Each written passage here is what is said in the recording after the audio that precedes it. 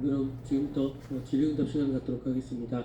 이게 생활 인구를 늘리려는 취지니까 어떤 분들이 좀 지을 수 있는지가 좀 궁금하고요. 예, 먼저 그 채용 쉼터를 설치할 수 있는 분들은 저희가 그 농지의 소유와 관련돼서 기본적으로는 농업인들이 농지를 소유할 수 있도록 되어 있습니다만 농지법상에 그 주말 체험 영농을 하시려고 하는 분들, 그래서 일반 국민들이 되겠습니다. 일반 국민들도 300평 이내에서는 농지를 주말 체험 영농 목적으로 구입할 수가 있습니다.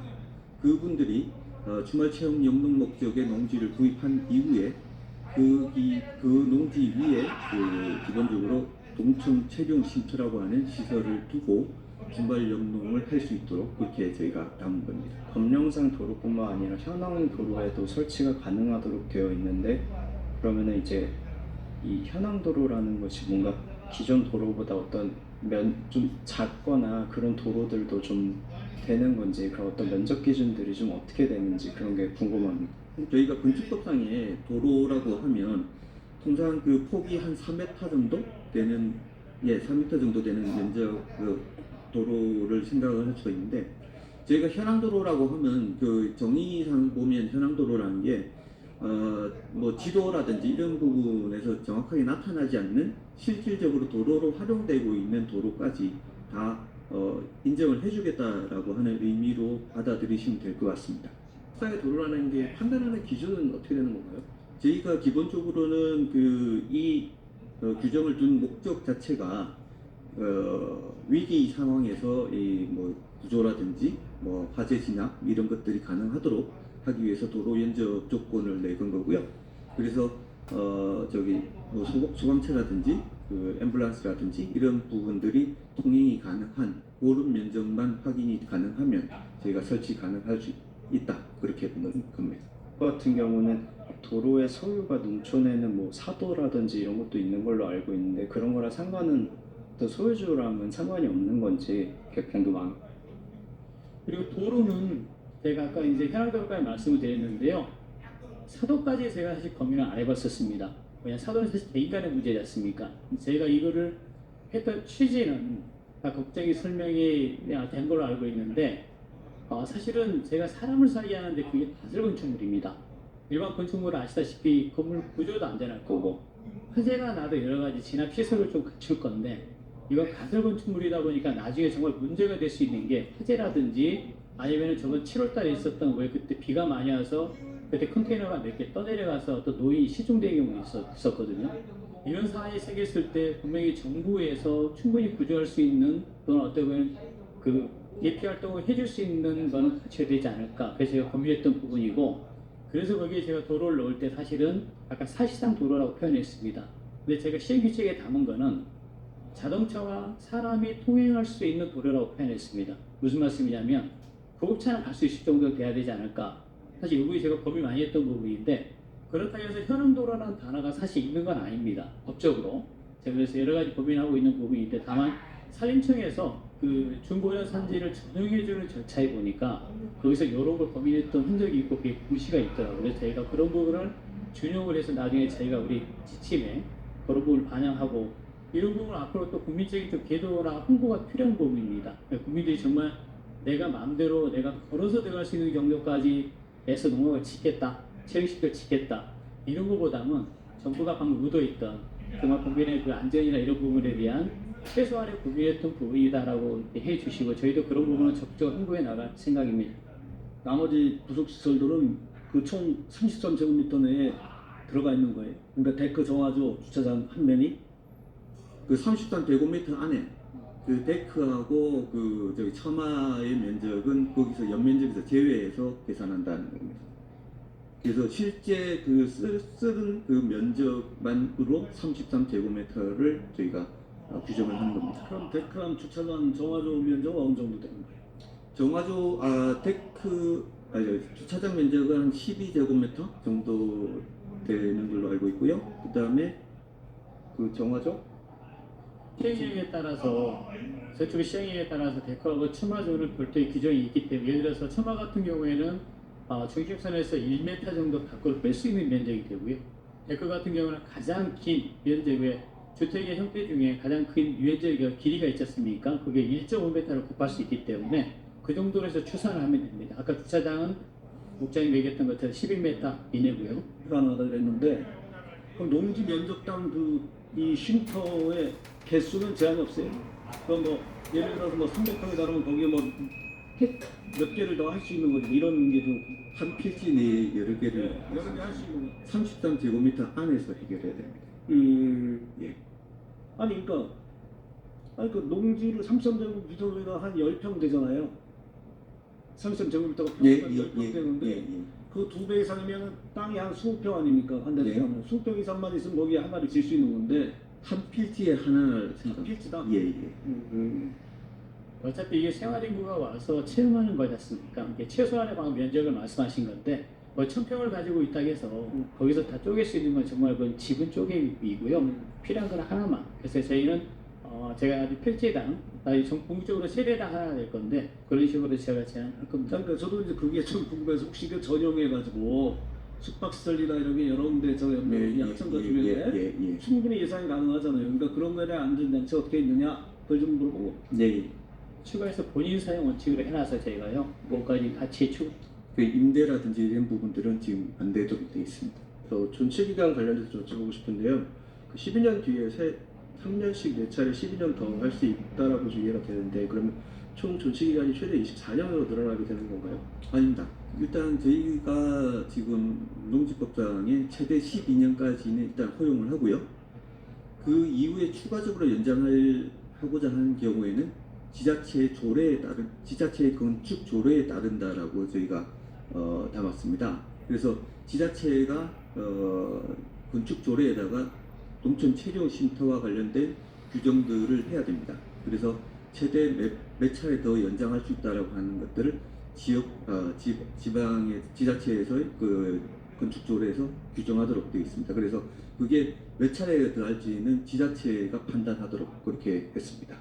연장할 수 있는 조건으로 이제 안전과 기능, 미관, 환경을 해치지 않는 범위라고 이게 표현이 되어 있는데 사실 이게 좀 추상적인 것 같아서요. 이것을 좀 어떻게 구체적으로 삼은 기준이 있을까요? 이게 한 10년, 20년 쓰다 보면 분명히 방치되고 녹슬거나 이렇게 외관상으로 해치는 부분이 생길 텐데 이런 걸 어떻게 좀 기준할 건지가 좀 궁금합니다. 그래서 그런 부분들 지자체랑 협의를 해서 그 구체적으로 어떤 기준들 만들어 나갈지는 추후에 저희가 조금 더 검토를 하도록 하겠습니다. 몇 년까지 체류용 쉼터를 늘릴 수 있을지를 아예 열어놓은 상태에서 지자체에다가 구체적인 조례를 설정할 수 있게끔 맡긴다는 의미로 이해를 했는데 이게 법적으로 가능한 건지 좀 궁금합니다. 예를 들어서 다른 법 형태라면 뭐 최대 30년까지 연장할 수 있고 뭐 구체적인 한도는 지자체 조례로 줄일 수 있다 이렇게 포괄을 법에서 정한 다음에 지자체 조례로 줄일 수는 있어도 법에서 다 범위를 열어놓고 조례에서 한정한다는 건 좀 위아래가 바뀌지 않았나 이게 법적으로 가능한 건가 좀 궁금한데 뭐 법무라든지 아니면 이게 법적으로 이게 오케이가 된 건지 좀 궁금합니다. 지금 그 가설 건축물과 관련돼서 건축법에 따르면 존치기한과 관련돼서 그 지자체의 건축 조례에 따른다라고 되어 있습니다. 그러니까 거기 규정에는 3년 단위로 연장을 하고 그 횟수라든지 이런 부분들은 지자체의 조례에 따른다라고 되어 있는데 저희 같은 경우는 일단 저기 체류용 쉼터라고 하는 게 기존 가설 건축물과는 다르게 사람이 숙박을 할 수 있는 그런 시설이기 때문에 일단 저희가 12년이라고 했던 것들을 일단 저희가 규정을 했던 거고요 처음에. 그 이후에 추가적으로 더 필요하다고 한다면 지자체가 아까 말씀드렸던 뭐 미관이라든지 안전이라든지 이런 부분들을 조금 더 감안해서 더 연장 가능하다 그렇게 저희가 규정을 한 겁니다. 건축법 시행령에 조항이 가설 건축물에 대한 조항이 따로 있어가지고요.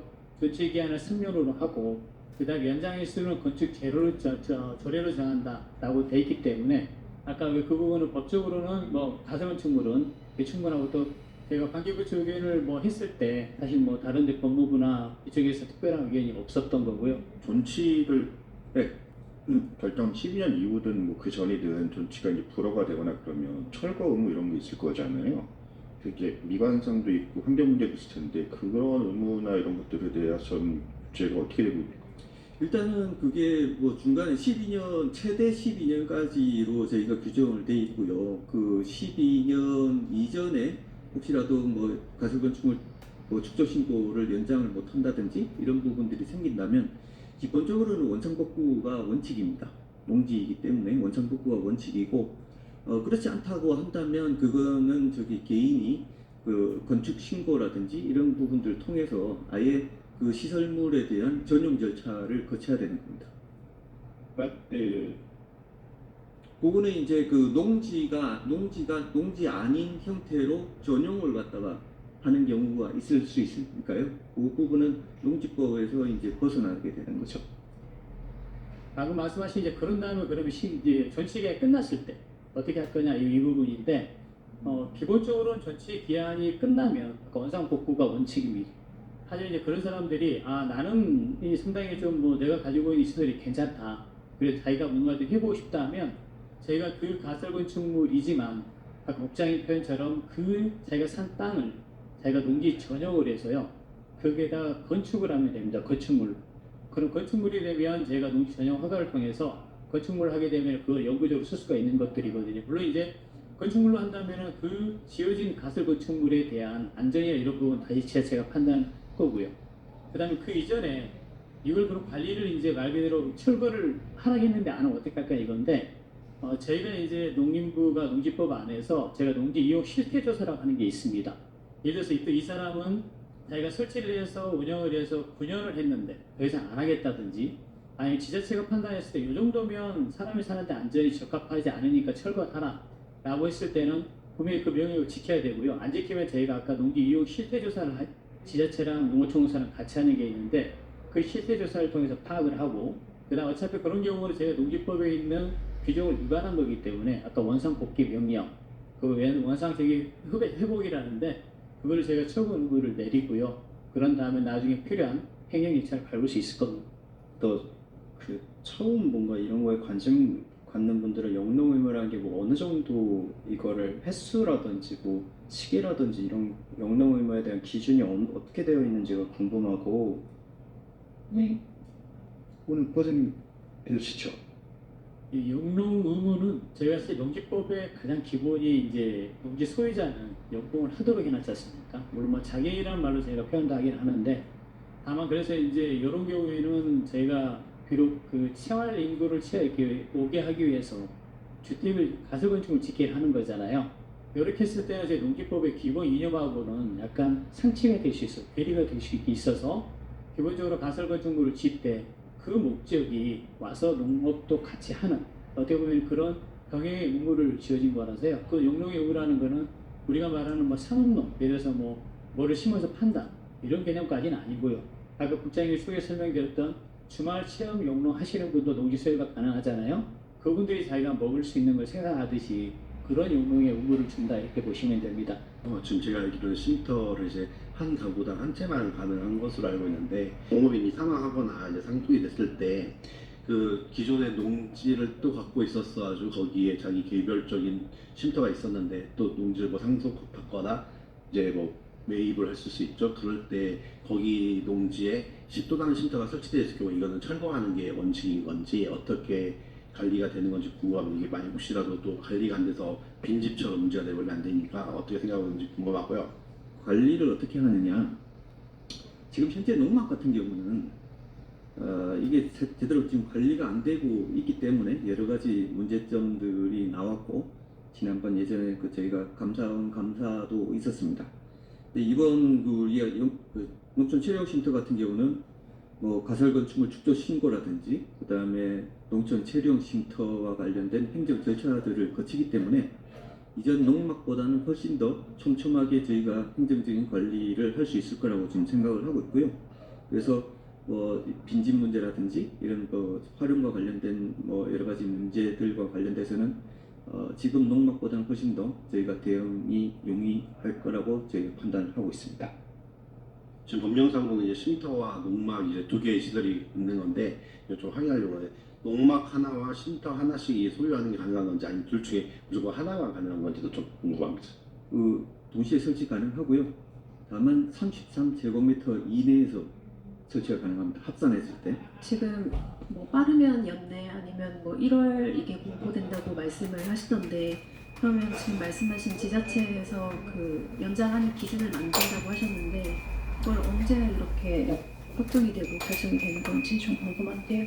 저희 지금 요 시행령은 제가 우리 아까 체류 쉼터를 국한해서 말씀드리면 이거 뭐 법상이 아니라 이렇게 말 그대로 시행령과 시행규칙상이기 때문에 공포가 되면 바로 시행이 될 겁니다. 다만 지자체가 이걸 준비하려면 건축 조례가 필요합니다. 필요한데 지금 현재도 비록 체류 쉼터는 아니지만 현재 지자체가 가지고 있는 조례 중에 제가 파악하기로 아마 85개, 86개 지자체가 건축 조례가 있고 그 건축 조례 안에 컨테이너 또는 이와 비슷한 그 시설로서 임시 숙소라는 그런 어떤 조항이 있습니다. 그걸로 적용이 가능하고요. 나머지 준비가 안 된 지자체들은 저희 나중에 이제 올해 안에 이 조례에 대한 어떤 가이드라인과 같이 드릴 건데 그걸 통해서 추가적으로 지금 이제 조례가 없는 때는 그 해 나가는 그 역할을 해야 될 것 같고 또 경우에 따라서 지자체가 농촌 체류 쉼터만 별도로 건축 조례에 넣겠다 하면 아마 기존의 조례도 좀 이렇게 개정을 해야 될 것 같은데 아까 말씀드린 건 시행되면 기존의 건축 조례가 준비된 데는 바로 시행에 들어갈 수 있도록 그렇게 될 것 같습니다. 그러면 안전기능, 미관환경 뭐 그런 기준과 별개로 기준 가설건축물 존치기장 그 연장하는 방식이 똑같이 적용이 되겠네요. 그 부분은 조금 더 현재 왜 지금 안전이나 이 부분은 12년을 제가 이제 초과했을 때에 제가 적용하는 기준인데 물론 이제 그 안에 3년 단위로 연장할 때도 적용이 되겠지만 아마 하게 되면 여러분 아시겠지만 건축법 시행령의 가설건축물의 원래 존속기한은 3년입니다.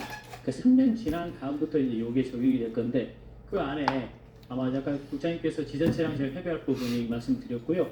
또 하나는 이게 건축법 시행령을 가지고 있기 때문에 건축법 시행령을 가지고 있는 건축 우리 국토교통부와도 한번 그 부분은 더 해외 나가서 왜냐하면 건축법 시행령에 아까 안전이나 미관이나 환경이나 이 부분은 거기 법의 목적에 있는 단어이기도 합니다. 그래서 건축법 시행에 있는 여러 가지 그런 안전이라든지 그런 어떤 기준이나 미관이나 해당하는 규정이나 절차를 보고 제가 국토교통부 지자체 저희랑 같이 앞으로 좀 더 추후에 좀 더 해서 세부적으로 마련해 나가는 걸로 그렇게 계획을 하고 있습니다.